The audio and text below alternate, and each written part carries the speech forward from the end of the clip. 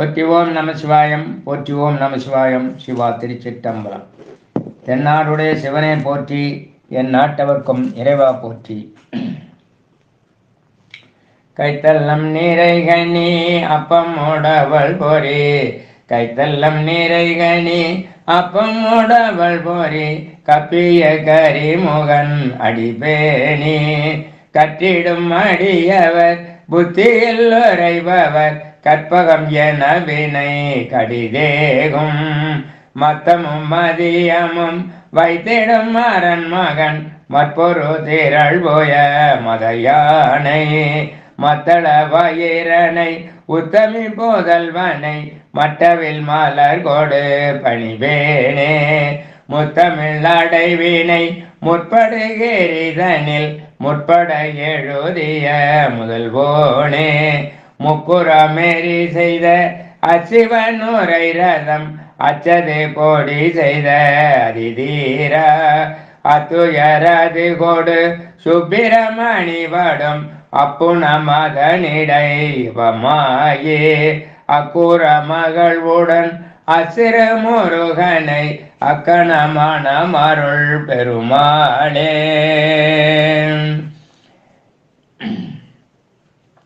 ஞானமே வடிவாய வடிவேல் வள்ளல் பெருமானுடைய வற்றாத தனிப்பெரும் கருணையினாலே இன்றைய தினம் குருவருள் ஆன்மீக மையத்திலே எனக்கு ஏற்பாடு செய்துள்ள அம்மையப்பன் என்ற தலைப்பிலே உரையாற்ற நான் மேற்கொள்கின்றேன்.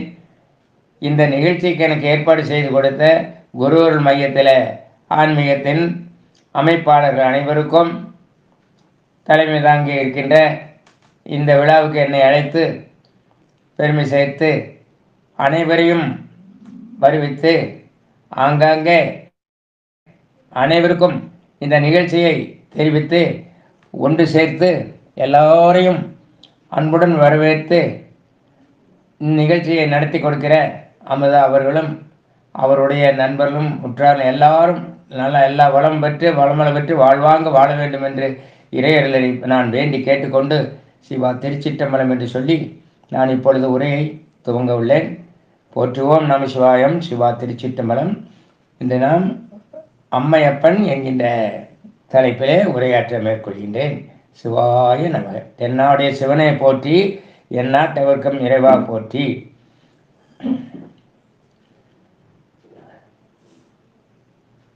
உலகம், இந்த உலகமே ஒரு மாயை.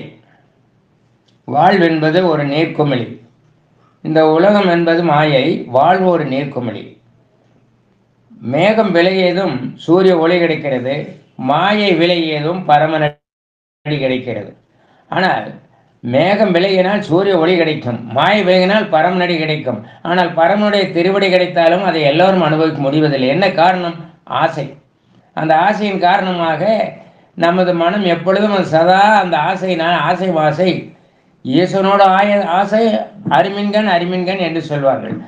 ஆசையின் காரணமாகவே நம்மால் எதையுமே அனுபவிக்க முடியறதில்லை.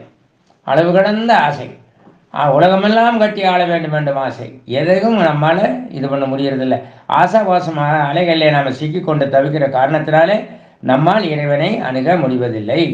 எனவே பாவந்தொலைத்து ஆசையறுத்து மும்மலங்களை போக்கி, ஆசையறுத்து பாவந்தொலைத்து மும்மலங்களை போக்கி பிறவியாகிய இந்த பெரும் கடலிலே நீந்தி மீண்டும் பிறவாத நிலையை நாம் அடைய வேண்டும் என்று சொன்னால் நமக்கு குரு அருள் தேவை என்கின்ற தத்துவத்தின் அடிப்படையில் தான் இங்கே குருவருள் ஆன்மீக மையம் என்பதை துவங்கி இருக்கின்றார்களோ என்பதை நான் வெறும் வியப்புடன் கேட்டுக்கொள்கின்றேன். ஏனென்றால் குருவருள் இருந்தால்தான் எதையும் அனுபவிக்க முடியும் என்கிற தத்துவத்தின் அடிப்படையில் தான் இது அமைந்திருக்கு என்று சொல்ல முடியும். பாவம் தொலைக்கணும், ஆசை இருக்கணும், பிறவியாகிய சூழலில் நம்ம மாட்டின்னு இருக்கோம். அப்போ மீண்டும் பிறவாமை வேண்டும், பிறந்தால் உமையென்றும் மறவாமை வேண்டும். அந்த நிலை வேணும்னா நம்ம எப்படி இருக்கணும் என்ற தத்துவத்துக்கு உதாரணமாக தென்னாடி சிவனை போற்றி, என் நாட்டவர்க்கும் இறைவா போற்றி. சிவனோடு ஒக்கனும் தெய்வம் தேடனும் இல்லை, அவனோடு ஒப்பார் இங்கு யாவரும் இல்லை. சிவம் என்ற சொல்லுக்கு நன்மையை பயன்கின்றவன், நன்மையை வழங்குகின்றவன். 5 எழுத்து தானே சிவாயனம் என்பது என்ன? 5 எழுத்து, 100 எழுத்துக்களா? இல்லையே. அதை கூட சிலருக்கு நம்மால் சொல்ல முடிவதில்லையே. 5 எழுத்து உடையதான சிவபெருமான் 5 எழுத்து நம்மை அஞ்சாமல் வாழ வைக்கும். சிவபெருமானிடத்தில் என்னெல்லாம் இருக்கிறது? கங்கையை சடையில் வைத்தார், கதிர்பொறி அரவும் வைத்தார், திங்களை திகழ வைத்தார், திசை திசை தொழவும் வைத்தார், மங்கையை பாகம் வைத்தார், மான்மறி மழுவும் வைத்தார், அங்கையில் அடலும் வைத்தார், ஐயன் ஐயாரனாரே. இறைவனிடத்தில் என்னெல்லாம் இருக்கிறது? கங்கையை சடையில் வைத்திருக்கிறார், கதிர்பறையும் வைத்தார், திங்களை திகழ வைத்தார், சந்திரனை வச்சிருக்காரு, பாம்பை வச்சிருக்காரு, அக்னி இருக்கிறது, சுடுகாடு இருக்கிறது. எத்தனை இருந்தும் குளிர் நிலவு இருக்கிறது, கங்கா தேவி தலையில் இருக்கா. இவ்வளவு இருந்தாலும் அவங்க எல்லாம் எம்பெருமான் இடத்துல ஆற்றல் இன்றி அடங்கி கிடக்கிறது. முருகப்பெருமான் இடத்துல முருகப்பெருமானுக்கு 3 வாகனங்கள், ஆடு, மயில், ஆடு, யானை. அந்த ஆடு மயில் எப்படி இருக்கிறது? ஆணவம் செருக்கு மிகுந்த மயில், ஆணவம் அந்த மயில் அடங்கி இருக்கிறது. அந்த கண்மமாகிய யானை முடங்கி கிடக்கிறது, அறிவற்றாடு மாயாமலம் ஒடுங்கி கிடக்கிறது. அப்போ ஆண்டவனிடத்துல எல்லாமே அடங்கி ஒடுங்கி இருக்கும். ஆண்டவனுக்கு எந்த வாகனமாக வந்தால் ஆண்டவன் அவைகளை அடக்கி வச்சு கொண்டிருக்கிறான். அப்படி இல்லைன்னா அவைகள்லாம் நமக்கு துன்பத்தை விளைவிக்கும். அதன் காரணமாகவே அதன் பொருட்டு ஆண்டவன் அவைகளே அடக்கி வச்சிருக்கோம். அப்போ நாம ஏன் அதுக்காக கவலைப்படணும்? அப்போ இறையருள் நமக்கு தேவை. அப்போ இறைவனுடைய திருவடியை நம்ம உணர்வையும் அறிவையும் உயரை அவன் பாதத்தில் வைத்து நம்ம வணங்கினால் நமக்கு குருவர் நிச்சயமாக அவனே குருவாக வந்தார் வருவார். இதை ராமகிருஷ்ண பரமன் சுவாமிகள் சொல்வார். ஆழ்ந்த பக்தியும் தீவிர சக்தியும் இருக்குமானால், தீவிரனும் ஆழ்ந்த பக்தி தீவிர எண்ணமும் இருக்கும்னா நமக்கு குரு தேவையில்லை. ஆனால் நம்மளால் அந்த முடியாது, சிந்திக்கவே முடியல. நம்ம எப்படி அந்த நிலைக்கு போக முடியும்? ஆழ்ந்த பக்தியும் தீவிர எண்ணங்களும் கொண்டிருந்தால் நமக்கு குரு அவரு. அதை விட உயிரையும் உணர்வையும் அறிவையும் அவனது பாத கமலங்களில் வைத்து வழிபடுபவருக்கு அவன் குருவாக வருவான். அதான் அன்னைக்கு நான் முருகப்பெருமான் அவன் குருவாக வருவார். அருணகிரிநாத சுவாமிகள் மிக அழகாக சொல்லுவார். முருகன் குமரன் குருவென்று எம்பெருமான் வருவான் என்று சொல்லி மிக அழகாக பாடியிருக்கார் அருணகிரிநாத சுவாமிகள். அப்போ நம்முடைய சிவபெருமானுடைய தத்துவத்தை பாருங்க. பதி, பெருவிரல் பதி, சுட்டு விரல் பசு, பசுக்கள் பல, பதி ஒன்று. பதி யாரு? இறைவன். ஆணவம் கண்மம் மாயை, இந்த 3ம் ஆணவம் கண்மம் மாயை. பதி பசு பாசம் சேர்ந்தே இருப்பது ஜீவான்மா, விலகி இருப்பது பரமான்மா. இந்த பரமாவாவது என்னுடைய தத்துவம் என்ன? ஆன்மீதான் சொன்னேன். ஆன்மீக விரலும் இறைவனுடைய தத்துவம்னு சொன்னேன். இந்த ஆன்மாவாகப்பட்டது இறைவனை நாடி சென்று அடைந்தால் ஒழிய இந்த ஆன்மா வாழ்வில் முன்னேற முடியாது என்கின்ற தத்துவத்தின் அடிப்படையில் தான் சிவபெருமான் இந்த சுட்டுவிரல், அதாவது சுட்டுவிரல் என்பது என்ன? அனைத்தையும் சும்மா சுட்டி காட்டுறது மட்டுமல்ல, இறைவனாக அனைத்தையுமே சுட்டி காட்டக்கூடிய இந்த விரல், இந்த பசு, இந்த ஆன்மா சுட்டு விரல், அது என்ன பண்ணுது? அந்த இறைவனோடு சேர வேண்டும். சனகாதி முனிவர்கள் 4 கல்லாரின் உடையமந்து நான்மறையாறு அங்க முதல் கற்றைகளில் வல்லாறுகள் 4 வாக்கிருந்த பூர்ணமாய் மறைக்கும் அப்பாலா எல்லாமா அல்லதுமாய் நின்று இருந்தபடி இருந்து காட்டி சொல்லாமல் சொன்னவரை நினையாமல் நினைந்து பவத்தொடக்கை வெல்வாம். சொல்லாமல் சொல்லி அவர்களுக்கு விளங்க வச்சுட்டாராமா. யார் விளங்க வச்சுட்டாரு? சிவபெருமான். அப்படி என்ன விளங்க வச்சுட்டாரு? அந்த பெருவிரல்ல அந்த நம்ம ஆன்மாவாகிய நம்ம பசு சுட்டுவிரல், அதாவது இந்த நம்முடைய தத்துவமசி என்னன்னு சொல்லணும். இந்த பதியாகிய, அதாவது பதி பசு பாசம் என பகர் 3இல் நாமெல்லாம் பசுக்கள், இருகால் பசுக்கள். இந்த பசுக்கள் என்பது என்ன? ஆன்மா. நம்ம தான் பசுக்கள். இந்த பசுக்களுக்கெல்லாம் அவன் தலைவனாக இருப்பதனால தானே பேரூரில் இருக்கிற சிவபெருமானுக்கு பட்டீஸ்வரன். அப்போ இந்த பசுவாகிய நமக்கு, இந்த பசுவை நம்மை ஆண்டவனோடு இறைவனோடு அந்த பதியோடு சேர்க்க வேண்டும். பதி பசு பாசம், இந்த 3ம் ஆணவம் கண்மம் மாயை. ஆக பாசத்தலையாலயத்தை கட்டுண்டு கிடப்பதாலே இறைவனுடைய திருவடி அடைய முடியாமல் தத்தளிக்கின்றது. ஆகவேதான் பதி பசு பாசம் என பகர் 3இல் பதியினை போல் பசு பாசம் அணுகார். பதியினை சென்று அணுகா பசு பாசம், பதி அணியில் பசு பாசம் நில்லாதே. நான் என்ன சொன்னேன்? விலகி இருப்பது பரமான்மா, சேர்ந்தே இருப்பது ஜீவான்மா. அந்த ஜீவான்மா ஆணவம் கண்மம் ஆகிய பாசத்தலைகளை விட்டு இறைவனுடைய திருவடியை அடைந்து விட்டால் சகல செல்வ யோகம் பெருவாழ்வு கிடைத்து நான் சொன்ன ஆண்டவருடைய திருவடியில் பேரின்பத்தை பெறலாம்.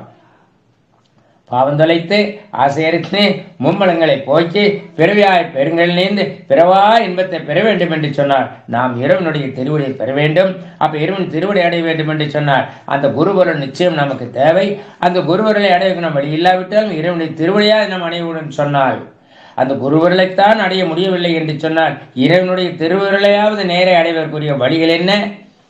உயிரையும் உணர்வையும் அறிவையும் அவனது பாத கமலங்கள் வைத்து வழிபடுவார்களுக்கு அவன் குருநாதனாக வருவான், தோழனாக வருவான். எவ்வளவு அற்புதமானது! இதுதான் ஆன்மீக தத்துவத்தை பற்றி விளக்கத்தை சொன்னேன். சிவபெருமான் எவ்வாறு விளங்குகிறான். இப்பொழுது அம்மை அப்பன் என்கிறது அம்பாளை பற்றியும் சேர்த்து அம்மை அப்பன் அல்லவா, அர்த்தநாரீஸ்வரர் அல்லவா. ஆகவே அம்மை அப்பனை சேர்த்தே நான் இப்பொழுது சொல்லப்பேன். அப்ப சிவம் என்ற சொல்லுக்கு என்ன அர்த்தம்?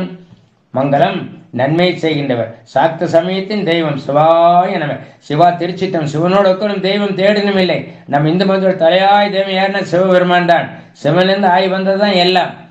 அம்மையும் அப்பனும் சேர்ந்ததுதான் உலகம். சிவமின்றி சக்தி இல்லை, சக்தியின்றி சிவம் இல்லை. சிவனும் சக்தியும் சேர்ந்தது, ஆணு பெண்ணு சேர்ந்ததுதான் இந்த உலகம். அவங்கள பிரித்து கூடக்கூடாது, பேசக்கூடாது. மாதுருபாகம் நோக்கி ஆடுகிறான் சிவபெருமான். முத்தமிழில் தானும் வல்ல புலவன் என்பதற்காக எம்பெருமான் மாதுரு பாகம் நோக்கி ஆடுகிறான் என்கிறார் மாணிக்கவாச சுவாமிகள். முத்தமிழில தானும் ஒரு புலவன், சங்க தமிழை ஆராய்ந்தவன் சிவபெருமான். சிவம் என்று சொல்லுக்கு மங்களம், அத்தகைய நன்மை செய்கின்ற இறைவனுடைய திருவடியை நம்ம தொழுதால் அளவற்ற நன்மை பெறுகின்றோம். அப்போ அஞ்சாமல் நம்ம வாழ வேண்டும் என்று சொன்னால் எம்பெருமான் இருக்கின்ற எம்பெருமானுடைய இடத்துல என்னெல்லாம் இருக்கின்றது என்று சொன்னேன். எம்பெருமான் இடத்துல பாம்புக்கும் சந்திரனுக்கும் பகை, அவையும் இருக்கின்றன. தலையிலே கங்கா ஜலத்தை வைத்துக் கொண்டிருக்கின்றான், அவையும் இருக்கின்றன. சுடுகாடு இருக்கின்றது. என்ன இருந்தாலும் அவையெல்லாம் ஆற்றலின்றி எம்பெருமானத்து செயலற்று அடங்கி கிடக்கின்றன. அப்போ நம்ம அஞ்சாமல் வாழ வேண்டும் என்று சொன்னால் அந்த 5 எழுத்தை சொல்லி அஞ்சாமல் நம்ம வாழ வேண்டும். அப்ப என்ன செய்ய வேண்டும்? காதலாய கசிந்து கண்ணீர் மல்க அவன் திருவுருவத்தை தரிசித்து சிந்தித்து வந்தித்து வாழ்த்தி வணங்கி அவன் திருவருளை பெற்று வேண்டும். அப்பதான் அதான தேவாரத்துல பாடினாங்க. காதலாய கசிந்து கண்ணீர் மல்கி ஓதுவாய் நன்னெறிக்கு உய்ப்பது வேதம் நான்கினும் மெய்ப்பொருளாவது நாதன் நாமம் நமச்சிவாயவே சிவமயமே எங்கும் தவமயமே. அப்படி அந்த சிவனை போற்றி நம்ம வழிபாடு செய்தார் எங்கும் சிவமயமாக தவமய மங்களமாக. அப்படி அஞ்சாமல் நம்ம வாழ வேண்டும் என்று சொன்னால் அஞ்சாமல் அந்த இறைவனை என்றென்றும் போற்றி நினைந்து கண்களில் நீர் மல்க அன்பு பெருக எம்பெருமானை நினைந்து நினைந்து உணர்ந்து உணர்ந்து அன்பே நெகிழ் நினைந்து கண்ணீர் மல்க அவனை எம்பெருமானை தொழுது நம்ம வணங்க வேண்டும். இப்பொழுது ஒரு குழந்தை இருக்கிறது. இப்போ பேற்றைத்தான் சற்றும் இல்லாத என்னை. இப்ப நாமெல்லாம் 5 கண்டத்திலே வாழ்கின்றோம். நாமெல்லாம் இப்ப எப்படி இருக்கோம்னா இந்த பிரபஞ்சமாகிய இந்த நில உலகத்திலே சேற்றை பூசிக்கொண்டிருக்கின்றோம். ஒரு குழந்தை இருக்கின்றது. அந்த குழந்தை பக்கத்துல ஒரு தோட்டத்தில் விளையாடி கொண்டிருக்கிறது. தண்ணீர்ல சேத்து தண்ணியில விழுந்துடுது. அப்பா என்ன செய்யறாரு? அந்த குழந்தை எடுத்து தண்ணீரை ஊற்றி குழந்தையை குளிப்பாட்டி சுத்தப்படுத்தி விடுறாரு. ஆனா நாமெல்லாம் யாரு? பஞ்சமு, அதாவது மாய சேற்றிலே இந்த உலகம். எப்படி?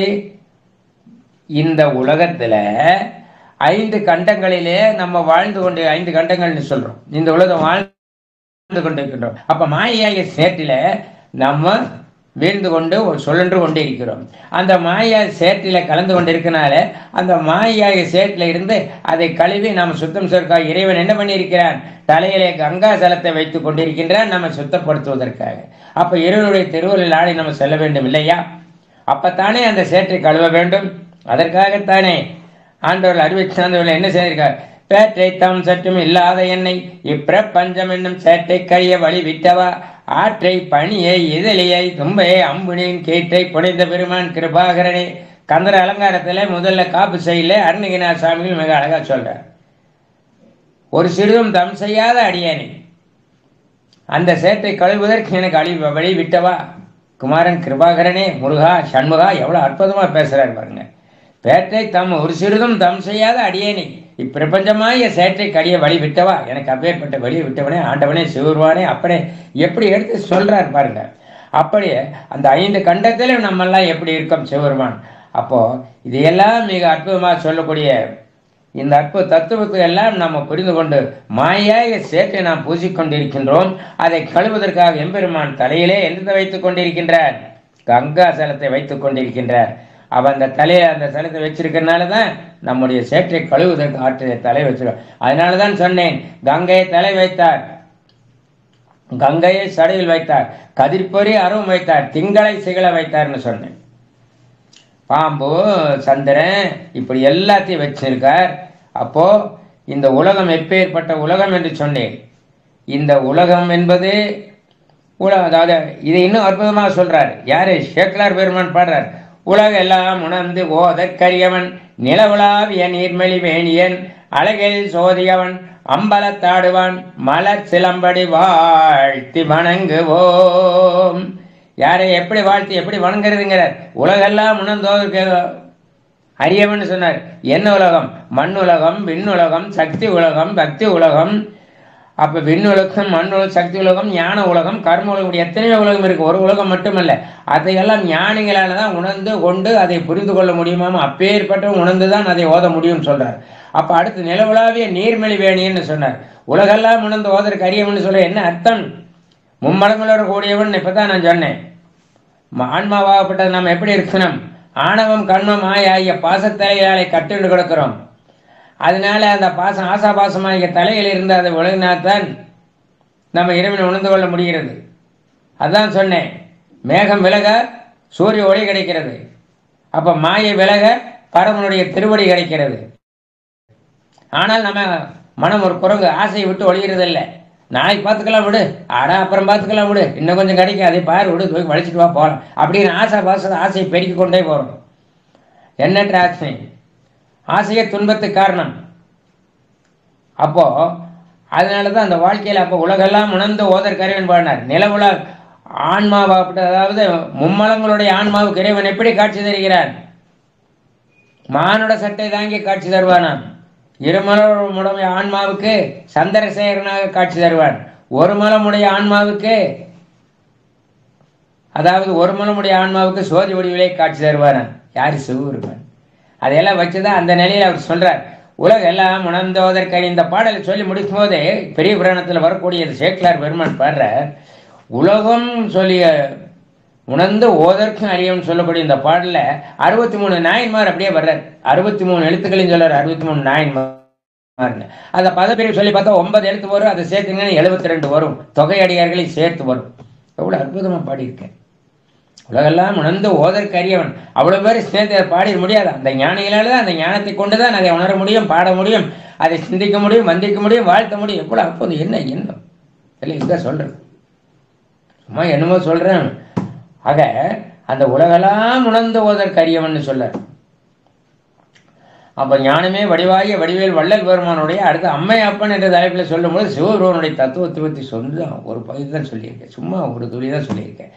அப்ப இன்றைய தினம் அம்மை அப்பன்ல என்ன சொல்ல வர்றேன்னா, அதாவது சிவன் அருளிய சக்தி ஸ்தலங்கள். எப்பொழுது அம்பாள் தாய் பராசக்தி உமா மகேஸ்வரி பரிபூர்ணானந்தினி அல்லவா, தாயே தானே உலகம். அம்பாள் தானே மோட்சத்துக்கு வழிபட வேண்டும். சிவனோடு தெய்வம் தேடவில்லை. அம்பாள் யாரு? உதைக்கின்ற செங்கதறி சித்திலகம் உணர்வுடையோர் மதிக்கின்ற மாணிக்கமாதலம் போதும் மலக்கமலை துதைக்கின்ற மென்கொடி மெங்கடி உங்க முதோயம் என்ன விதிக்கின்ற மேனி அபிராமி எந்தன் விரித்துணையே. அம்பாள் எப்படி யார் பாடுறா? எவ்வளவு அற்புதமா அபிராமி பாடுறாரு. அபிராமி பட்டர் பாடுறாரு, மிக அழகா பாடுறாரு. உதய சூரியன் செம்மையான கதிரை போல, உச்சித்திலகம் என்கின்ற செம்மலரை போல, போற்றப்படுகின்ற மாணிக்கத்தை போல, மாதுளம்பூ மொட்டு போல. ஆஹா, அம்மா எப்படி அழகா இருக்கா! வளைந்த புருவம், கூர்த்த கண்கள், அப்படியே பார்த்துட்டு இருக்கா. பக்த வராளா, அவனை காப்பாற்றணும். அம்மா யாரு? வாடாமல் உயிரினும் வயதலை தோங்கி வர அல்மலை பொழிந்து இன்ப வாரிதியிலே அன்படும் சிறையினால் வருந்தாமல் இழைத்தவள் சிற்றெரும்பு முதல் குஞ்சரும் கூட்டம் முதலான சிவகோடிகள் நமக்கும் புசிக்கும் புசிப்பனை குறையாமலே கொடுத்து அப்படி எல்லா உலகங்களையும் பாதுகாக்கிற அந்த தாய் பராசக்தி அம்பாள் எப்படி இருப்பா?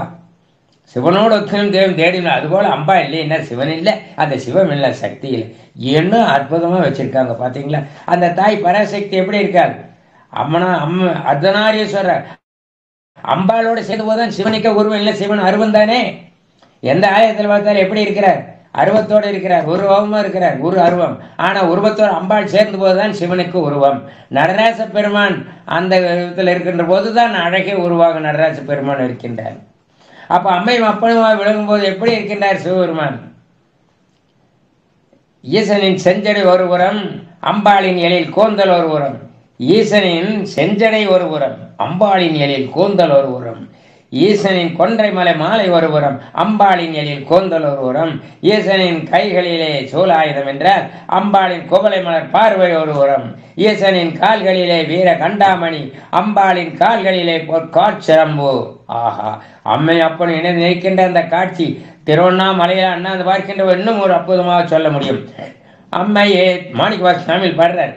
எப்படி பாடுறார்? திருவாசகம். அம்மையே அப்பா ஒப்பிலாம் மணியே அன்பினில் விளைந்தார் எமதே பொய்மையே வெறிக்கை பொழுதினை சுரிக்கை பொழுத்தலே புலையனே தனக்கு செம்மையே ஆய சிவபதம் அளித்த செல்வமே சிவபெருமானே இம்மையே உன்னை சிக்கன பிடித்தேன் எங்கு எழுந்த அல்வதினியே.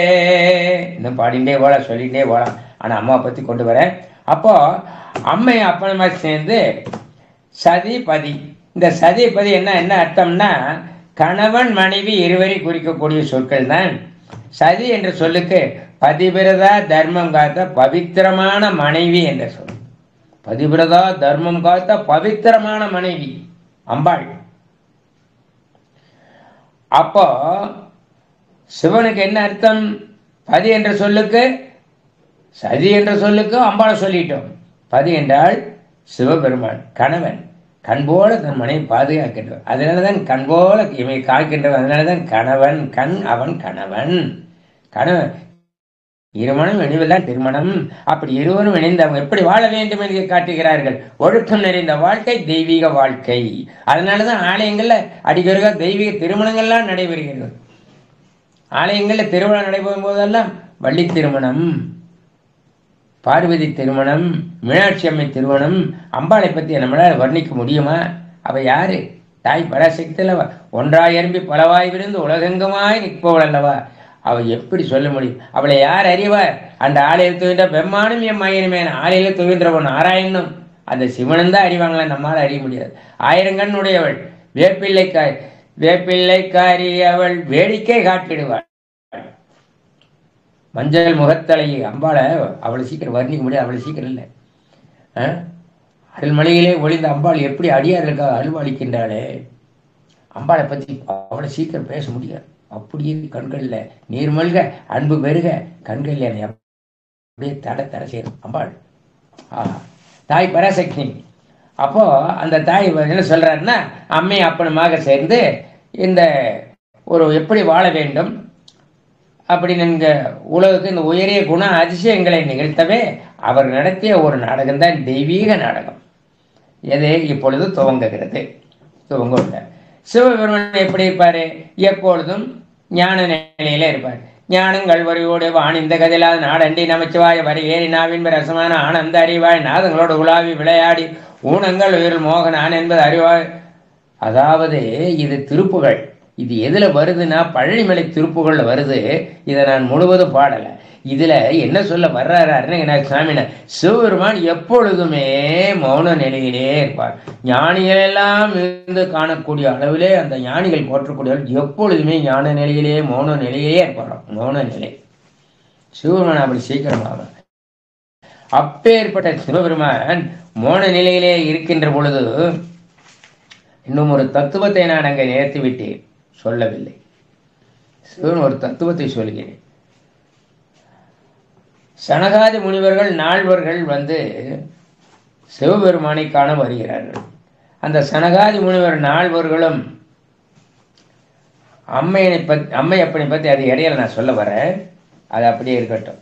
இப்போ அம்பாள் அம்மையும் அப்பளமாக சேர்ந்து உலக உயரிய குணாசியங்களை வழங்கி எப்படி வாழ வேண்டும் என்கின்ற தத்துவத்தை விளக்குவதற்காக அவர்கள் நடத்துகிற நாடகம். அப்ப அம்பாள் அந்த இடத்துல எப்பொழுதும் போல அம்பாள் இருக்கிறாள். அப்ப சிவபெருமான் எப்பொழுதும் போல் அந்த மௌன நிலையிலே இருக்கிறார். அப்படி கண்களை மூடி தியான நிலையிலே இருக்கின்ற பொழுது அப்போ அம்பாள் எதுவும் அறியாது போல அம்பாள் என்ன செய்யறா, அங்கிருந்து வந்து எதிர்பாராத விதமாக சிவபெருமானுடைய கண்களை தான் இரு கண்களால் பொத்தி விடுகிறாள். நாடகம் துவங்குகிறது. அம்பாளுக்கு தெரியாதா? அப்படி கண்களை பற்றி இந்த உலகமே இருளடைந்து விடுகிறது. அப்படி இருளாகிவிட்டால் உலகத்தில் என்ன நேரும் என்பது தெரியாதா? தெரியும். அது தெரிந்த இந்த நாடகத்தை நடப்பதற்காகவே பூமிக்கு அவள் வர வேண்டும் அல்லவா? அப்பொழுது சிவபெருமான் பூமி இருளடைந்து வருகின்ற ஒரே காரணத்தால தன் நெற்றிக்கண்ணை திறந்து உடனடியாக உலகுக்கு ஒளி கொடுத்து அந்த அசம்பாவது ஏதும் நடாமல் அவள் பாதுகாத்துக் கொள்கிறாள். அப்பொழுது அம்பாளுக்கு இந்த தண்டனை வழங்கி விடுகிறாள். அப்பா எந்த காரியம் எது நடந்தாலும் அம்பாளுக்கு அறியாமல் இருக்க மாட்டார். வீட்டில் எது இருந்தாலும் எது நடந்தாலும் உடனே என்ன செஞ்சார, சக்தி நீ இவ்வளவு தூரம் தெரிஞ்சிருந்தும் நீ அறியாதவளாகவே நீ இது செய்து விட்டாய். ஆகவே நீ பூமிக்கு சென்று நீ பல காலம் தவம் செய்து அதன் பிறகு நீ என்னை வந்து அடைவாயாக என்று சொல்லி அம்பாளுக்கு சாபம் கொடுத்து விடுகிறார். இந்த சாபம் கொடுக்கறது ஆண்களுக்கே பொதுவாக ரொம்ப இதாக போச்சுங்க அப்படின்னு தாய்மார்களே அனுபவிச்சுவாங்க. தெரியாதா சிவன்னா என்ன இதா அப்படிம்பாங்க. அப்போ சிவபெருமான் என்ன செய்யறாருன்னா, இது தர்மத்தின் நிலைப்படி எப்படி வாழ வேண்டும், மனிதன் எப்படி இருக்க வேண்டும், அதை எப்படி புரிந்து கொள்ள வேண்டும், எப்படி புரிந்து கொள்ள என்பது தத்துவத்துக்காகத்தான் இதையெல்லாம் நடத்தியிருக்கிறார். இறைவன் தத்துவத்துக்காகவே நம்மை படைத்திருக்கிறார். மனித உடம்பிலே தத்துவத்தை புகுத்தி இருக்கிறார். அதை நான் இன்னும் சற்று விளக்கமாக கொடுக்க போகிறேன். அப்போ அம்பாள் என்ன செய்யறான்னா, யாருக்கு மகளாக பிரிக்கிறாள், எங்கே பிரிக்கிறாள், யாருக்கு என்ன என்பதை பார்க்கலாம். தட்ச பிரஜாபதி பிரம்மபுத்திரர்களே, பிரம்மா படைப்பு தொழிலுடைய பிரம்மபுத்திரால ஒரு மகன் தட்ச பிரஜாபதி. அவன் வீரன், சகல பண்டிதன், கல்வி கேள்விகளே சிறந்து விளங்கியவன். அப்பேற்பட்ட ஒருவன் பெரிய சிவபக்தன். அவன் சதா காலமும் சிவனையே சிந்தித்து சிவபெருமானிடத்திலே பலகாலம் தவம் இருந்து என்ன வேண்டுகிறான், அம்பாளை அம்சமாக அம்பாளையை குழந்தையாக பெற்று அம்பாளை வளர்த்து ஆளாக்கி பிறகு மீண்டும் அம்பாளையை நான் சிவனுக்கே திருமணம் செய்து கொடுக்க வேண்டும் என்கின்ற உயர்ந்த அந்த நிலையில அவன் சிவபெருமானை வேண்டி பலகாலம் தமையற்றி வருகிறான். ஆனால் நானும் பார்க்குறேன், அசுரத்தன்மையோடு இருந்தபோது சரி, அசுரன் சரி, அப்படி தவம் இயக்குகின்ற பொழுது அவர்களுக்கு வேண்டிய வரங்களை தெய்வமும் கொடுக்கத்தான் செய்கிறார்கள். அப்படி கொடுக்கும் அவர்கள் அதை நல்ல நிலையை பயன்படுத்துகின்ற பொழுது அவர்களுக்கு மேலும் அவர்கள் நலமற்று வாழ்வாங்க வாழ்கிறார்கள். ஆனால் அந்த வரங்களை பெற்றும் அந்த நன்றியை மறந்தும் ஆண்டவனை எதிர்க்க துணிகிறார்கள் ஆணவத்தோடு. அப்பொழுதுதான் அவர்களுக்கு அழிவு ஏற்படுகிறது. அதனால தானே காமம், குரோதம், லோகம், மோகம், மதம், மாற்றாய் தீய குணங்களாலே அசுரர்கள் அனைவரும் அழிக்கப்பட்டார்கள். அப்படி அழித்த போதுதான் அதையெல்லாம் அழைத்தவன் தானே கந்தன். அதனால தானே கந்தன் என்றால் சர்வ வல்லமை படைத்தன், கந்தன் என்றால் எதிரிகளுடைய பராக்கிரமத்தை வற்றச் செய்கின்றவன், இனிய மனமுடையவன். அப்படி அந்த அடுத்த வாய்ப்பில் நான் வரும்பொழுது முரண் பெரும் வரும்போது சற்று இன்னும் விளக்கமாக கொடுக்குவேன். அப்போ இவன் ரொம்ப ஆண்டவனுடைய சிவபெருமானில் ஆண்டவனை நான் அப்பானுக்கு மகளை நான் மகளாக வருவாங்க. அந்த தாயாரை நான் சிவனுக்கு மனம் முடித்து கொடுப்பேன். அப்படி மனம் முடித்து கொடுத்து விட்டால் உலகத்தில் எல்லாருக்கும் நான் தான் பெரியவன், என்னை விட யாருமே கிடையாது, நான் பெரிய இந்த தேவலோகத்துக்கே நான் தான் பெரியவன், சிவனிலையும் நான் தான் பெரியவன். அவனுக்கு ஆணவம் வந்துருச்சு பார்த்தீங்களா, நான் தான் பெரியவன். இப்படி ஒவ்வொருத்தனுமே அசுரர்கள் தவம் கிடைச்சிச்சுன்னா நான் தான் பெரியவன். முழு சிவபெருமானிடத்துல வேண்டிய வரங்களை ஏற்கனவே பெற்றான் சூரபன்மன். எண்ணற்ற வரங்களை பெற்றான், முருகனை குழந்தைன்னு சொன்னான். அப்போ கடைசியில் வேணும்னா அவனை முருகன் அழிச்சார இல்லை, அவன் கொண்ட நன்றியை அவனை கொன்று விட்டது. என் நன்றி கொண்டாருக்கு உய்வுண்டா உய்விலை சேனன்றி கொன்ற மாதிரி இருக்கு. அப்போ வீரவேல் முருகனுக்குரியதுன்னா வெற்றிவேல் ராமருக்குரியது.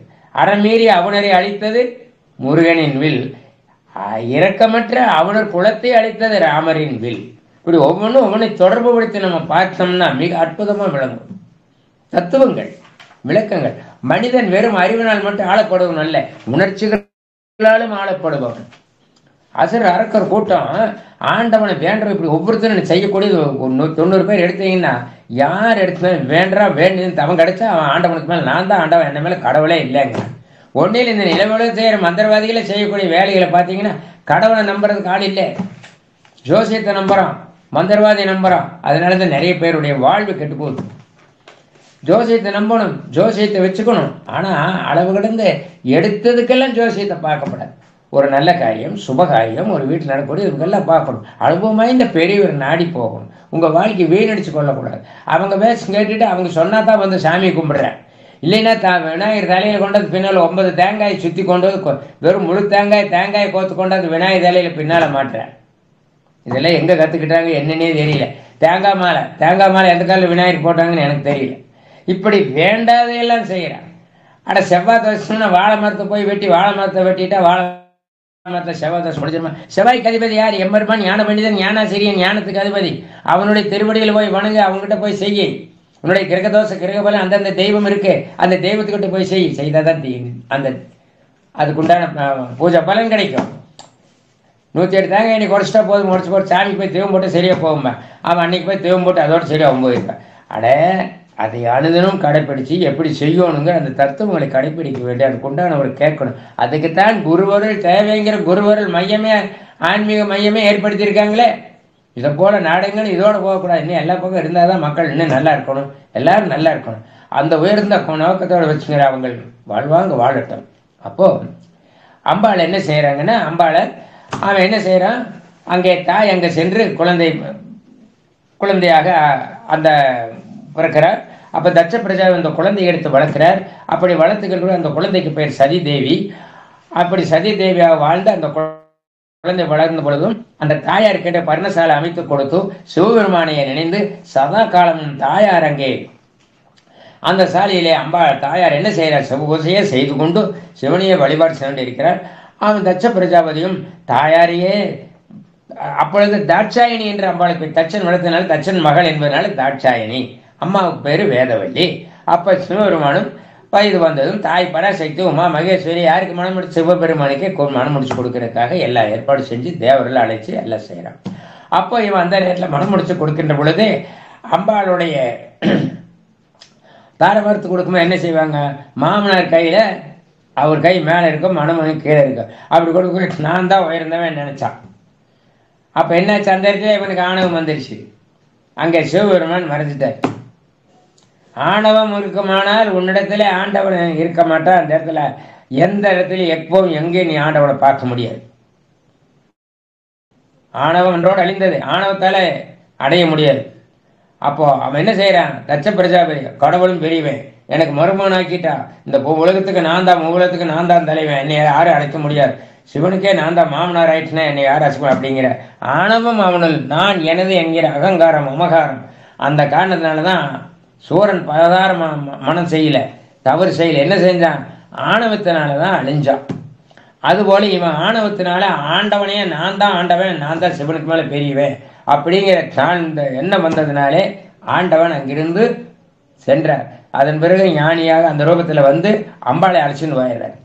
இதுல இன்னொரு விஷயம், இவனுக்கு 27 பெண்கள்.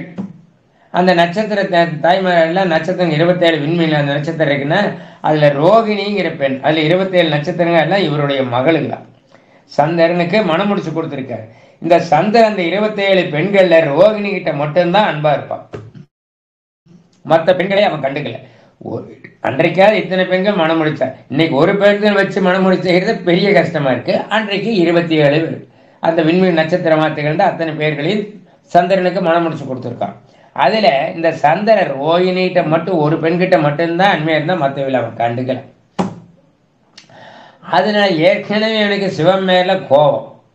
சரி நான் போய் சமாதானப்படுத்தி பார்த்துட்டு வர்றேன்னு இவன் என்ன பண்றான், அங்க கையில சிவபெருமான் இருக்கிற இடத்துக்கே போயிட்டு வர்றான். அப்படி போலான்னு போகும்போது அங்க போனதுமே தடுக்கிறாரு. யாரு அங்க யார் இருக்கிறா, நந்தியம்பெருமான் வெள்ளி பெருமிடத்துக்கு காவல் புரிகின்றார் அல்லவா, அங்க போறான். யார் போறா, தட்ச பிரஜாபதி. நான் சிவபெருமானுடைய மாமனார் வந்திருக்கேன்னு போய் சொல்லுன்னு. அதெல்லாம் முடிஞ்சு போச்சு, மாமனாரும் இல்லை வாழை நாரும் இல்லை, நீ போன்னு சொல்லி நந்தி தேவர் துரத்துறார். தேவர்கள்லாம் யாருமே கண்டுக்கல. ஓ என்னை எல்லாருமே அவங்க வச்சிட்டிங்களா, இனி இப்படியான படிக்கு நான் ஒரு பெரிய யாகம் நடத்துறேன், அதில் உங்களுக்கு யாருக்குமே அவங்க கொடுக்க மாட்டேன், உங்களையெல்லாம் நான் என்ன செய்கிற மாதிரின்னு சொல்லி என்னை எல்லாரும் அவங்க வச்சுட்டாங்கன்னு சொல்லி வந்து இங்கே ரொம்ப ஆக்ரோஷத்தோட வர்றான். அப்படி வந்தவன் என்ன செய்யறான்னா, இந்த சந்திரன் இவன் மேல ரோகிணி மட்டும்தான் நம்ம விரும்புறான், மற்ற பெண்களை கண்டுக்க மாட்டேங்கிறான் அப்படின்னு சொல்லி இவனுக்கு சாபம் கொடுத்துடுறான். இவனுக்கு சாபம், நீ எப்பவுமே அழிய கடவுது, நீ வளரவே கூடாது அப்படின்றான்.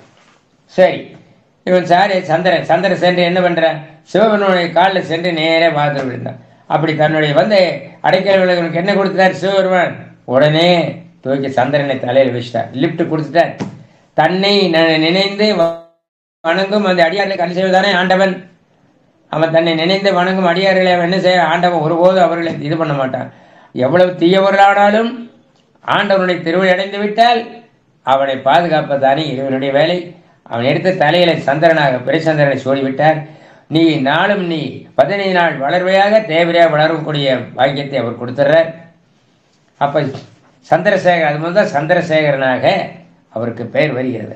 அப்ப சிவபெருமான் கொடுத்த இந்த இதை பார்த்ததும் அந்த தட்சனுக்கும் வாழ்வழித்து விட்ட தட்சன் நினைக்கிறேன் சந்திரனுக்கும் வாழ்வழித்து விட்ட காரணத்தில் அவனுக்கு மேலும் சினத்தை பொங்கி வழிகிறது. அதன் காரணமாக என்ன செய்யறான், சிவபெருமானியை மேலும் நிந்திக்கிறான். நிந்தித்தது மட்டுமா, எவ்வளவு தூரம் சிவனைய கேவலப்படுத்த முடியுமோ. ஆலயமே கிடையாது, கோசைகளின் மேல் ஆலயத்தில் நடத்தக்கூடாது. இவனுக்கு அறிவேணும், அறிவு அவனுக்கு அந்த இடத்துல ஆணவம் வந்துடுச்சு.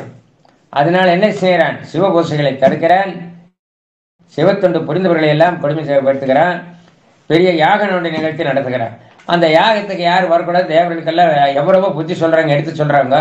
யார் சொன்னாலும் இவன் கேட்க மாட்டேங்கிறான். பிரம்மா, விஷ்ணு, இந்திரன், சந்திரன் அனைத்து பேரும் எல்லாரும் சொல்றான். யார் சொன்னாலும் கேட்க முடியாது, அவங்களையும் சாபம் கொடுக்குறான், எல்லாத்துக்கும் எல்லா தொல்லையும் கொடுக்குறான்.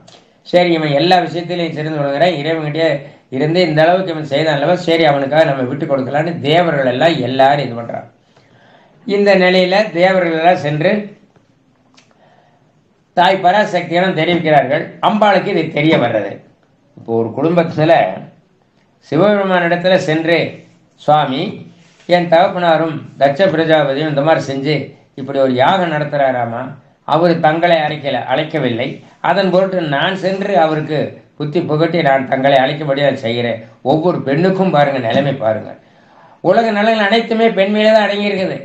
இதை யாரும் புரிஞ்சுக்கிறதுல நிறைய புரிஞ்சுக்கணும். அவரெல்லாம் சமுதாயத்தின் பேர்கள். ஒரு தாய் இல்லை என்று சொன்னால் எதுவுமே இல்லை, குடும்பமே இல்லை. அட பூமியை பார்த்து என்ன சொல்ற, பூமா தேவிங்கிறோம். வானத்தை பார்த்து ஆகாசவாணின்னு சொல்றோம்.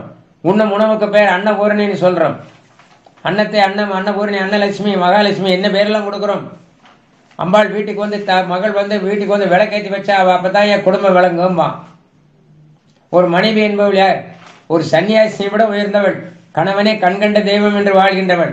அதனாலதான் இன்றைக்கு பாரத தேசம், அது தமிழ்நாட்டில் இருக்கக்கூடிய பெண்கள் கொடுக்குற ஒரு மரியாதை, ஒரு இது சுயமுறை இப்படியெல்லாம் வேற எந்த நாட்டிலும் இந்த மாதிரி இல்லை. கண்ணவனே கண்கண்ட தெய்வம்பா. ஒரு பெண் எப்படிப்பட்டவள், உற்றார் உறவினர் மனைவி அவ எப்படிப்பட்டு வர்றா, அம்மா அப்பா தம்பி உடன் பிறந்தவன் உற்றார் அனைவரையும் விட்டு விட்டு தனிமையில கணவன் வீட்டுக்கு வர்றா. அங்க என்ன நடக்கும், ஏது நடக்கும், என்ன நடக்கும் என்பது எல்லாருக்கும் யாருக்காச்சும் தெரியுமா? ஒரு ஆண்மகன் அப்படி வர்றானா? ஆனா ஒரு பெண் எப்படி வர்றா, உற்றார் உறவினர் நண்பர்கள் தாய் தகப்பன் பெற்றோர் அனைத்தையும் விடுத்து தனிமையிலே வர்றலையா. அதையே சிந்திச்சு பார்க்கணும். அவ சகலம் எல்லாம் விட்டுட்டு தனிமையில எவ்வளவு உன் குடும்பத்தையும் பார்க்கணும், பிறந்த வீட்டுக்கும் புகுந்த வீட்டுக்கும் புகழையும் பெருமையை தேடி கொடுக்கக்கூடியது. அவ எவ்வளவு பொறுமை உடையவள். மண்ணுக்குள் மறைந்திருக்கின்ற வேர்கள் இல்லை என்ற வானுயர மரம் ஏதும் வளர்கிறதா? கண்ணுக்குள் மறைந்திருக்கின்ற வழி கதிரில்லை என்று சொல்ல காணுகின்ற காட்சியை காண முடிகிறதா? மந்திரி போல் அருகிருந்து வக்கணைகள் எடுத்துரைக்கும் பெண்ணொடித்து இல்லை என்று சொன்ன அந்த ஆணுக்கு ஏதாவது ஒரு இது சிறப்பு இருக்கிறதா? அந்த பெண்ணுக்குள் அன்போளிரும் இதயம் இல்லை என்று சொன்னால், அன்போளிரும் இதயம் இல்லை என்று பிறக்கின்ற பிறப்பேதும் பயனடைதா? மந்திரி போல அருகிருந்து அவங்க அப்பா கவனிக்கல, அப்பா இது பண்ணல, மதிக்கல, யாருமே மதிக்கல. அவ சொல்லுவான், நான் இருக்கேங்க, நீங்க எங்க கவலைப்படுறீங்க, நான் போறேங்க வேலைக்கு, நான் சென்று உங்க குடும்பத்தை காப்பாத்துறேன்னு சொல்லி அந்த வந்த பெண்மணி சொல்றான். அவதான் கணவனே கண்கண்ட தெய்வம்னு சொல்றான். அவ ஆலயத்துக்கு செல்ல, பெண்கள் ஆலயத்துக்கு செல்ல தேவையில்லைன்னு ஏன் நம்ம இந்து மதத்தில் வகுத்து வச்சிருக்காங்க? அவ பஞ்சாங்க நமஸ்காரம் செஞ்சா போதும், அதுவும் அவளா விரும்பி செய்தா போதும். ஆலயத்துக்கு போகணும். ஆண்களுக்குத்தான் விதிக்கப்பட்டிருக்கிறது. அங்கம் புனிதப்படாமன எஞ்சான் உடம்பும் கீழே விழுந்து ஆண்டவனை வணங்க வேண்டும் என்கிற விதி ஆண்டவன் ஆணுக்குத்தான் கொடுத்திருக்கான், பெண்ணுக்கு இல்லை. அவள் பொறுமையே கருணைய வடிவானவள். அவள் உமா மகேஸ்வரி அல்லவா, அவள் தாய் அல்லவா. தாய் இல்லை என்று சொன்னால் வேறு எதுவுமே இல்லை. அப்ப பிறக்கின்ற பிறப்பேதுவதில்லை, மண்ணுக்குள் மறைந்திருக்கின்ற வேறு இல்லை என்று சொன்னால் வானுயிர மரமேது வளவதில்லை. அதுபோல மந்திரி போல் அருகிருந்து வக்கணைகள் எடுத்துரைத்து அந்த கணவனுக்கு உடன் இருந்து அவனுக்கு நல்ல காரியங்களை எடுத்து சொல்லி உடனிருந்து உதவவில்லைன்னு சொன்னார், அவனும் சிறப்படைவதில்லை. மண்ணுக்குள்ள மறைந்த கண்ணுக்குள்ள இருக்கிற கதிர்கள் இல்லை என்று சொன்னால் காணுகின்ற காட்சி காணும் பெண்ணுக்குள் அன்போடு இதயம் இல்லைன்னா பிறக்கின்ற பிறப்பேதும் சிறப்படையவில்லை. அப்போ சமுதாயத்தின் வேர்கள் அவர்கள் தாய்மார்கள் எல்லாம். அவள் நம்ம வீட்டுக்கு வர்ற விளக்கேற்றி வச்சா தாய், அவதாய தாய், அவதாய தெய்வம். அதனாலதான் தாய்க்கு அவ்வளவு சிறப்பு கொடுக்கப்பட்டிருக்கிறது. ஒண்ணு வேண்டாம், அம்மா வீட்டுக்கு ஒரு குழந்தைய வச்சிருக்கா, வீட்டில் குழந்தை வச்சு விளையாண்டுருக்கா. அந்த விளையாட்டுருக்கிற அந்த நேரத்தில் அந்த அப்பா அங்கிருந்து வேலையிலிருந்து வரலாம் அல்லது வெளியிலிருந்து வரலாம். அந்த குழந்தைய வாரி எடுப்பார் அன்போட. அந்த குழந்தைய அப்பா மேலே சிறுநீர் கழிச்சிடுவா. அடே குழந்தை பொடி பொடி பொடி விளையாண்டுற அங்கிருந்து வெளியே போலாங்கிற இந்த துணி மேலே அடிச்சுட்டா புடுறாம்பா. ஆனால் அம்மா சலிச்சுப்பாளா? சலிக்க மாட்டான். அறிவு இருந்தால் தான் ஆதரிப்பான் அப்பா, அறிவு இருந்தால் இல்லாவிட்டால் ஆதரிப்பாள் அம்மா. அதனாலதான் அம்மாவுக்கு அவ்வளவு சிறப்பு கொடுக்கப்பட்டிருக்கு. ஒரு தாய்க்கு இவ்வளவு சிறப்பு. தொட்டிலிட்டும் தோல் மீதும் வளர்த்து ஆளாக்கி ஈயெறும்பு மொய்க்காமலும் கடிக்காமலும் பார்த்து பாதுகாக்கிறாளே. தொட்டிலிட்டும் தோல் மீதும் மார்பின் மீதும் சுமந்து பெற்றெடுத்து வளர்த்தி ஆளாக்குறாளே அந்த தாய்க்கு நம்மால் என்ன செய்ய முடியும்? குடியிருந்த கோயில் அல்லவா. அதனாலதான் அவளை கும்பிடும் போது குடியிருந்த கோயில் என்று சொல்லி அவள் வயிற்றை பார்த்தல்லவா தாயை கும்பிட வேண்டும். குருவை கும்பிடும் போது தானே நேராக கும்பிடும். அந்த தாயை எப்படி கும்பிட முடியும்? தாய் அல்லவா. தாய் சிறந்த கோவிலும் இல்லை, தந்தை சொல் மிக்க மந்திரம் இல்லை. தாய் இல்லைன்னா உலகமே இல்லை. அவள் எதையும் ஏற்றுக்கொள்வாள். அந்த மகனை எந்த சூழ்நிலையிலும் அவன் 1000 கெட்டவன் வந்தாலும் மோசம் வந்தாலும் அவனை என் மகன் என்று சொல்ல தவற மாட்டான். ஆனா அப்பா ஏற்றுக்கொள்ள மாட்டார். ஆனால் தந்தைக்கென்று தனி உயர்வு அவன் உள்ளத்தில் இருக்கிறது. அதற்காக தந்தையை தவறு சொல்லக்கூடாது. தந்தை சொல் மிக்கதோர் மந்திரமேது தாயினும் கோவிலும் ஏது. தாயினும் கோயிலும் இல்லை, தந்தை சொல் மிக்கதோர் மந்திரம் இல்லை. அம்மா மட்டும், அம்மா இல்லைன்னா உள்ளதான். தாய் எவ்வளவு கேவலமானதான், எவ்வளவு தவறு செய்தாலும் அவன் என் மகன் என்று சொல்லுவாள். என்னமோ அவன் நேரம் தெரியலன்னு சொல்லி அடிச்சு பேசுவாளே தவிர விட்டு கொடுக்க மாட்டான். ஆனா அப்பா அப்படி இல்லை, அவன் என் மகன் இல்லை என்றுவான். ஏன்? 4 பேருக்கு பாதிக்கப்படுகிற அந்த காரணம். என்னால பேச முடியல. ஒரு வினாடி எனக்கு அமைதி தேவை. தாயே எனக்கு அந்த அமைதியை கொடு.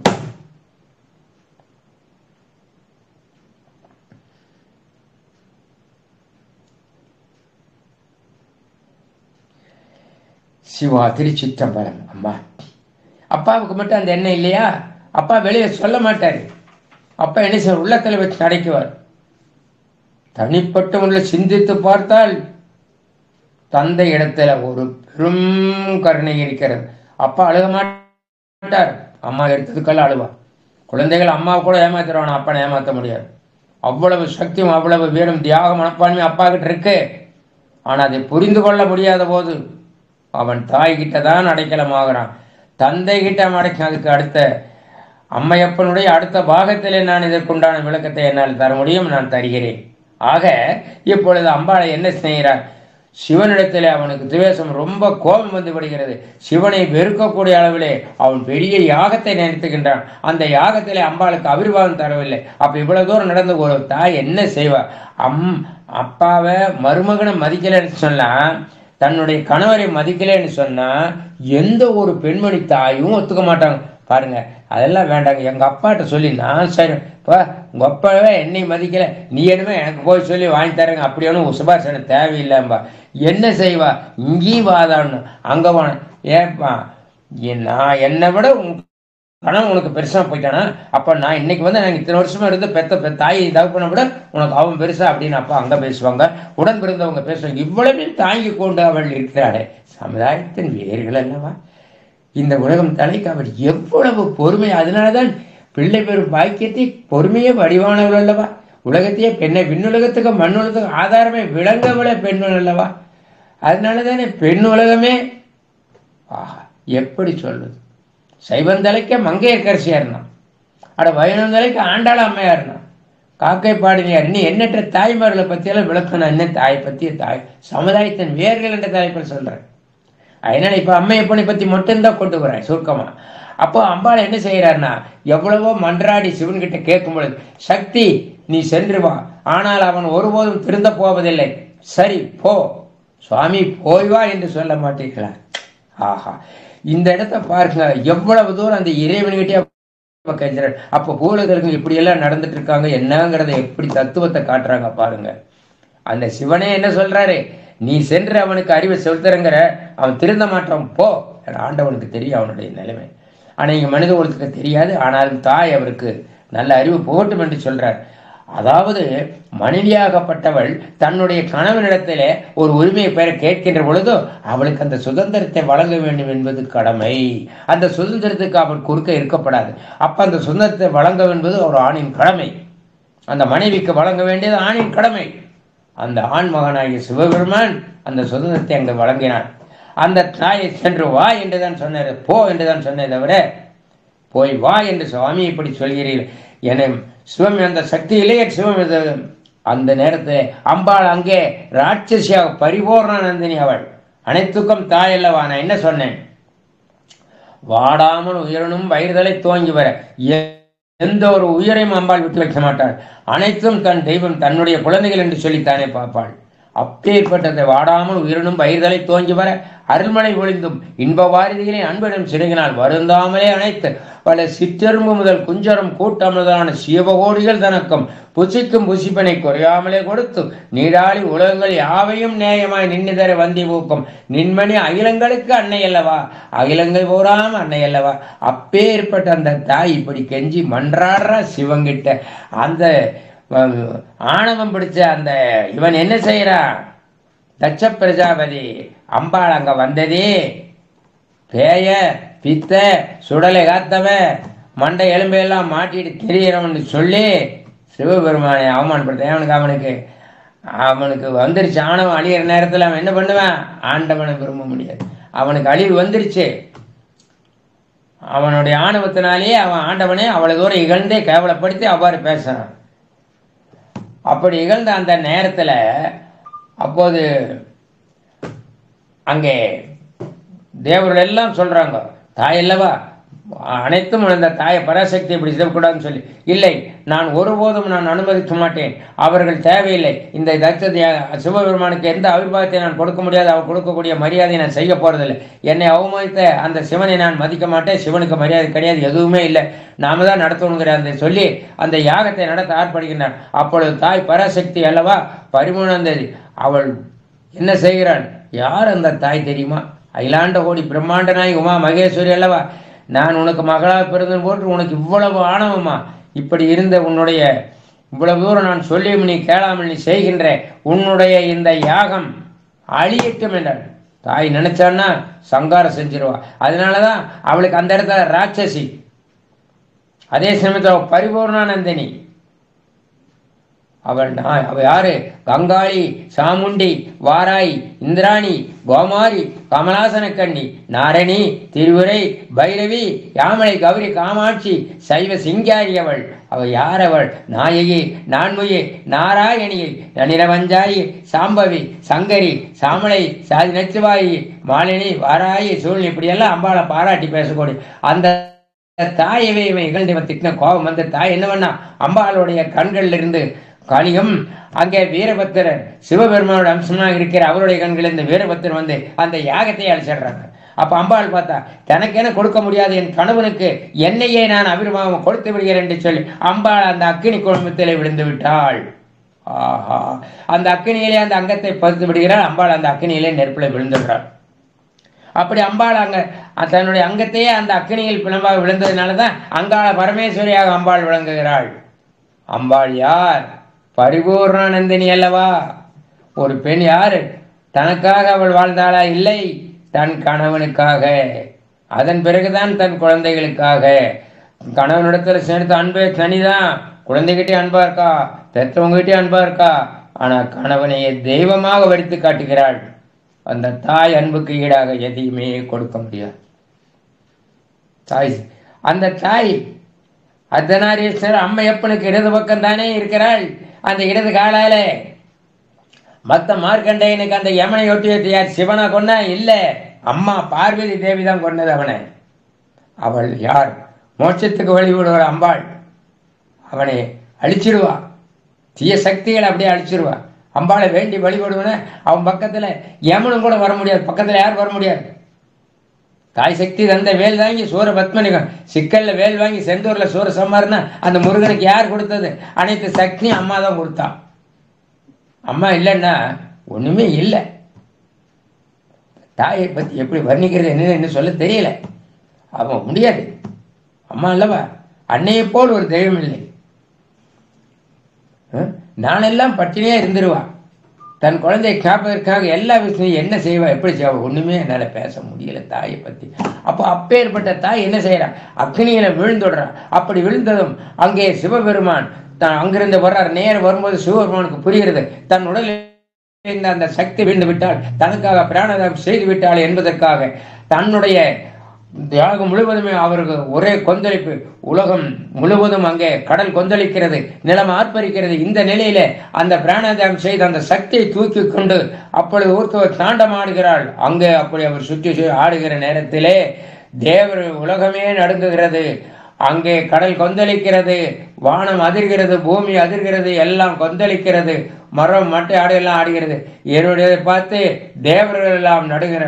சிவ சிவ ஹரஹர தேவா நமோ நமோ, சிவ சிவ ஹரஹர தேவா நமோ நமோ, தரிசன பரகதி ஆனாய் நமோ நமோ, சிவ சிவ ஹரஹர தேவா நமோ நமோ, திசையினும் இசையினும் வாழ்வே நமோ நமோ, சிவ சிவ ஹரஹர தேவா நமோ நமோ. இப்படி தேவர்கள் எல்லாம் அழுகிற கதறி அழுகிற எல்லாம் தெய்வமே சிவருமான அப்பனே என்று சொல்லி அம்மை அப்பனை வணங்குகிறார்கள்.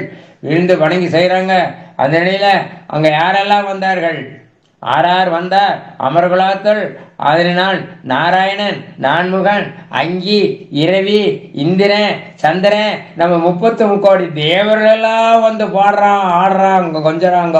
அப்பா சிவபெருமானே அம்மையப்பாங்க போது அந்த நேரத்தில் எதிர்பாராதுப்பா அம்மை அப்பனுமா அங்கே காட்சி கொடுக்குறாங்க. அந்த சமயத்தில் எங்கெல்லாம் எடுத்து ஊர்த்துவ தாண்டவம் ஆடினாரோ யார்? சிவபெருமான். அந்த அங்கத்தை தூக்கி அக்கனியில் வீழ்ந்த அந்த தாய் பராசக்தியை எடுத்துக்கொண்டு தன்னுடைய இரு கரங்களாலும் தூக்கி கொண்டு ஊர்த்துவ தாண்டவம் ஆடினாரோ அந்த இந்த உலகத்திலே 108 இடங்களிலே, அந்த பூமியிலே 108 இடங்களிலே வீழ்ந்திருக்கிறது நீர்த்துளிகள். அம்பாளுடைய உடலில் இருந்து அந்த நீர்த்துளிகள் 108 இடங்களில் வீழ்ந்த அதை காரணமாகத்தான் அம்பாளுக்கு சிவன் அருளிய சக்தி ஸ்தலங்கள் என்று போற்றப்படுகிறது. நாம் இன்று வணங்கி வருகிறோமே, அங்கே வடக்கே இமயம் முதல் குமரி வரை வாராகி, வைஷ்ணவி, காளி, காமாட்சி, மீனாட்சி, இங்கே இன்னும் எல்லா சுவாமிகள் வணங்குகிறோம். மதுரை மீனாட்சி, கோவையில கோணியம்மன், மதுரை என்பதிலே மீனாட்சி, தெற்கிலே உலகெல்லாம் முக்களும் சம்பவிக்க நேரத்திலே கன்னியாகுமரி, இப்படி எடுக்கின்ற இடங்களெல்லாம் அம்பாள் எங்க எல்லாம் முக்கிய ஸ்தலங்கள் விளங்குகின்றதோ அங்கெல்லாம் அம்பாளுடைய 108 ஸ்தலங்களிலும் அம்பாள் இன்னைக்கு 2000 ஆண்டுகள் 3000 எத்தனை ஆண்டுகள் சொல்லப்படுகிற அப்படிப்பட்ட முக்கியமான அந்த பெரும் ஸ்தலங்கள் எல்லாம் அந்த சிவன் அருளிய சக்தி ஸ்தலங்கள் தான் தேவிக்கு. இன்னைக்கு எத்தனையோ ஸ்தலங்கள் உண்டாயிருக்கலாம், அதெல்லாம் செயற்கை ஸ்தலங்கள். இப்ப மலையில குண்டிருக்கும் இடமெல்லாம் குமரன் இருப்பான்னு சொன்னாங்க. ஆனா மலை இருக்கிறதோ இல்லையா, ஆனா அங்க முருகன் இருப்பான். அம்பாள் பராசக்தி கொடுத்த வரம், குண்டிருக்கும் இடமெல்லாம் குமரன் இருப்பான்னு சொல்லி சும்மா மத்தவங்க சொல்ல. காசியின் மீறிய பழனாங்கிரி என்று சொன்னார், காசி விட மீறினதுனா பழனின்னு சொன்னார் சிவபெருமான். இப்படி நிறைய விஷயங்கள் தத்துவங்கள்லாம் இருக்கு. அப்போ அம்பாளை 108 இடங்களிலும் அந்த சக்திகள் சிதறி விழுந்த காரணத்தினாலே 108 ஸ்தலங்கள் ஆகியதாம். அந்த 108 ஸ்தலங்கள் தான் இந்த சிவன் அருளிய சக்தி ஸ்தலங்கள். அந்த ஸ்தலங்கள் எல்லாம் இறைவனுடைய அல்வெட்டு இன்னைக்கு விளங்குகின்ற அந்த ஆலயங்களிலே தெய்வீக ஒளி வீசுகின்றது. அம்பாளை என்ன சொல்றது, என்ன செய்கிறது, எப்படி பேசுறது, என்ன பண்றது, அந்த 108 ஸ்தலங்களிலும் செய்ய பவள செழுங்கொத்தே முத்தே சீவரத்தனமே சிந்தாமணியே மரகதமே திகழ் வைடூரியமே நீல சுடர் விட்டிருக்கும் இளமணியே சைவமணியே பெண்மணியே தயங்கும் மின்மணியே தாயே வருக வருக, அம்மையே வருக வருக என்றார். சதங்கை சிலம்ப புலம்பும் வெண்முன் பயனடந்து வாராத வாரா முகமேன் தாயே வருக வருக, அம்மையே வருக வருக என்று கூறி நான் இப்பொழுது தாயும் சேர்த்து அளிக்கின்றேன். அம்மையும் அப்பனுமாக சேர்ந்ததுதான் உலகம் என்கின்ற தத்துவத்திலே நான் இன்று என்ன நான் சொன்னேன்? அம்மை அப்பன் என்ற தலைப்பிலே, சிவன் அருளிய சக்தி தலங்கள் என்ற தலைப்பிலே இதை நான் நிறைவு செய்ய போகிறேன். அடுத்த சிவபெருமானே ஒரு